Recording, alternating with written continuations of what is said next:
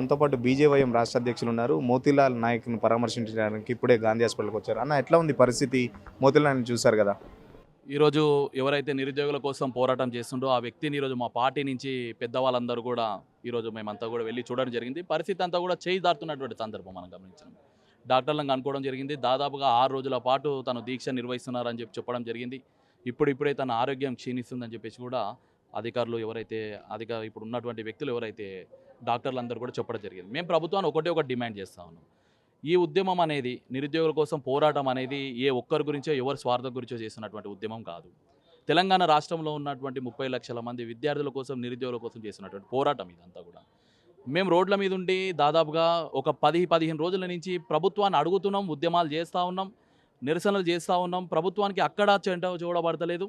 అదేవిధంగా ఒక వ్యక్తి ప్రాణాలతో పోరాడుతున్నటువంటి వ్యక్తి ఆ విధంగా ఆ పరిస్థితిలో ఉన్నాడని చెప్పేసి ప్రభుత్వం కూడా ఆ విషయంలో కూడా ఆలోచించట్లేదు. మరి ఇంకేం చేసి ప్రభుత్వం దిగి వస్తుంది? తెలంగాణ రాష్ట్రంలో ఉన్నటువంటి యువత మొత్తం కూడా ఇదే పరిస్థితికి రావాలనా అని చెప్పేసి ఈరోజు ఈ ప్రభుత్వాన్ని అడుగుతున్నాను నేనంతా కూడా. మేము అడుగుతున్నటువంటి డిమాండ్లు అన్నీ కూడా న్యాయమైనటువంటి డిమాండ్లు.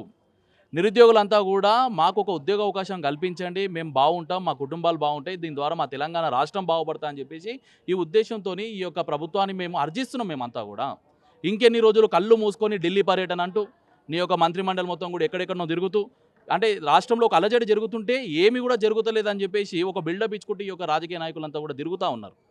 అంటే ఏం చేస్తే ఉద్యమం నడుస్తుంటే ఎగ్జామ్‌కి సంబంధించి వాళ్ళు డేట్స్ కూడా అనౌన్స్ చేస్తున్నారు.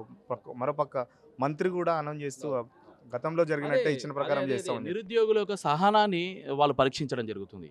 మేము అనుకుంటున్నాం శాంతియుతంగా ఒక ఉద్యమం చేద్దామని చెప్పేసి మేమందరం కూడా అనుకుంటున్నాం. ఒక్కసారి ఈ యొక్క కాంగ్రెస్ పాలన పరిపాలిస్తున్నటువంటి పాలకులకు మేము ఒక డిమాండ్ చేస్తూ ఉన్నాం.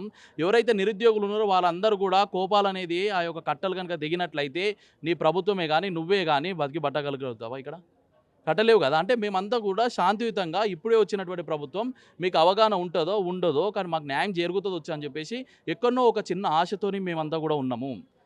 వారికి మద్దతుగా భారతీయ జనతా యువమోర్చా పోరాటం చేస్తూ ఉన్నది.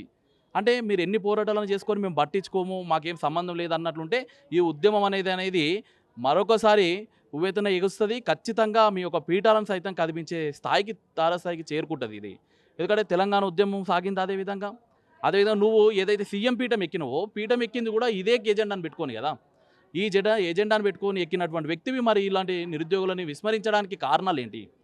అంటే చెయ్యలేని హామీలు ఎందుకు ఇచ్చినావు మరి నువ్వు అంతా కూడా? నువ్వు చేయలేని నెరవేర్చలేనప్పుడు నువ్వు ఇలాంటి హామీలు ఇచ్చి తెలంగాణ ప్రజలను తెలంగాణ నిరుద్యోగులను మోసం చేసినట్లే. భారతీయ జనతా యువ మోర్చా కార్యకర్తలు ఒకరోజు టీఎస్పీఎస్సీ గట్ట ధర్నా చేస్తే ఆ రోజు పోలీసులతోని అడ్డుకొని మమ్మల్ని చిత్రహింసలు పెట్టినటువంటి సందర్భాన్ని ఈరోజు గుర్తు చేస్తున్నా. అదే భారతీయ జనతా యువ మోర్చా ఎక్కడైతే రాహుల్ గాంధీ వచ్చి హామీ ఇచ్చిండో హామీ ఇచ్చినటువంటి ప్రదేశానికి వెళ్ళి మేము అడగడానికి వెళ్తుంటే మమ్మల్ని తీసుకొని పోయి మీ మీడియా సమక్షం ముందని తీసుకొని పోయి కేసులు పెట్టినటువంటి సందర్భం. దిష్టి బొమ్మ విషయంలో కావచ్చు, లేకపోతే ఇంకో విషయంలో కావచ్చు, తీసుకుపోయి కేసులు పెట్టాల్సినటువంటి అవసరం ఏమొచ్చింది? మీ దగ్గర ఉన్నటువంటి వ్యక్తులందరూ కూడా తీసుకొని వచ్చి మీరు ఏవైతే హామీలు ఇచ్చారో వాటిని నెరవేర్చే దమ్ము ధైర్యం మీకు లేదే తప్ప మమ్మల్ని ఎట్లా అణచివేయాలి, మా ఉద్యమాన్ని ఎట్లా అణచివేయాలి, హాస్పిటల్లో ఉన్నటువంటి వ్యక్తి అంటే ఇంకా చచ్చేంత వరకు ఆలోచిస్తారా వీళ్ళంతా కూడా? నిరుద్యోగులంతా ప్రతిపక్షాల ట్రాప్‌లో ఉన్నారు. వాళ్ళంతా ప్రతిపక్షాల ట్రాప్ ఉన్నారు కాబట్టి ఇదంతా ఈ ఉద్యమం అంతా కొంత ప్రతిపక్షాలు నడిపిస్తున్నాయి. నిరుద్యోగులంతా హ్యాపీగా ఉన్నారని చెప్పేసి కాంగ్రెస్ వాళ్ళు కూడా లేరు. ఎక్కడ హ్యాపీగా ఉన్నారు? హ్యాపీగా ఉంటే ప్రతిపక్షంలో ఉన్నప్పుడు కాంగ్రెస్ ప్రతిపక్షంలో ఉన్నప్పుడు 1:100 అనేది ఎందుకు తీసుకుంది? ఏదైతే గ్రూప్ 2 గ్రూప్ 3లో ఉన్నటువంటి పోస్టులు పెంచుతామని చెప్పారు కదా, మరి ఎందుకు పెంచలేరు మరి అవన్నీ కూడా?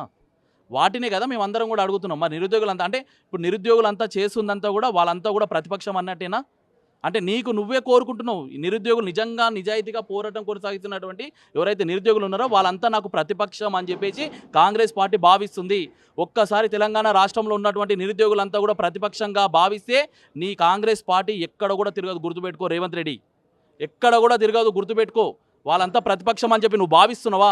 భావిస్తే నువ్వు పేపర్ ప్రకటన వాళ్ళంతా కూడా ప్రతిపక్ష నాయకులే అని చెప్పేసి నువ్వు ప్రకటన రేపటి నుంచి ఉద్యమం ఏ విధంగా ఉంటుందో చూడు. ఇప్పటికీ కూడా నిరుద్యోగులను అందరినీ కూడా మేము బతిమలాడుతున్నాం. తెలంగాణ రాష్ట్రానికి ఒక శని దొరికింది, ఈయనకు ఒక అవకాశం ఇచ్చిరు. అవకాశం ఇచ్చినప్పుడు ఓపిక బట్టి చూద్దాం అనేసి అనుకుంటే మమ్మల్ని రెచ్చగొట్టే ప్రయత్నంగా యాజ్ ఇట్ ఈస్గా నోటిఫికేషన్ కొనసాగుతుంది. యాజ్ ఇట్ ఈస్గా మా యొక్క ఏవేవైతే టీఎస్పీఎస్సీని చేసినామో అవన్నీ కూడా కొనసాగుతాయని చెప్పేసి మా యొక్క ఓపికను నశింపజేసే విధంగా ఈ యొక్క ప్రభుత్వం యొక్క నిరసన ఉన్నది. కాబట్టి ఎక్కడ కూడా మేము తగ్గేదే లేదు, ఖచ్చితంగా పోరాటి చూపిస్తాం. ఈ యొక్క ఎవరైతే నిరుద్యోగుల కోసం పోరాటం చేస్తారో ఇక్కడ హాస్పిటల్ ఉన్నటువంటి వ్యక్తికి కావచ్చు, నిరుద్యోగుల పక్షాన పోరాడుతున్నటువంటి బయట ఉన్నటువంటి వ్యక్తులు కావచ్చు, అందరి తరఫున పోరాటం కొనసాగించి అంతిమంగా అందరికీ న్యాయం జరిగే వరకు కూడా భారతీయ జనతా పార్టీ వెనకడుగు వేయదని చెప్పేసి ఈ సందర్భంగా తెలియజేస్తాం. జై హింద్. ప్రతిపక్షంలో ఉన్నప్పుడు ఇచ్చిన హామీ ప్రకారం ఇప్పుడు కంపల్సరీగా గవర్నమెంట్ నిరుద్యోగులకు సంబంధించి వాళ్ళ హామీలన్నీ కంపల్సరీగా నెరవేర్చాలి. లేకపోతే బీజేవైఎం ఆధ్వర్యంలో భవిష్యత్తులో మరిన్ని కార్యక్రమాలు చేపడతాం, కాంగ్రెస్ ప్రభుత్వానికి ముచ్చమటలు పట్టిస్తామని చెప్పేసి బీజేవైఎం చెప్తుంది. కెమెరా పర్సన్ మహేష్తో Suresh, signal TV, Gandhi hospital నుండి.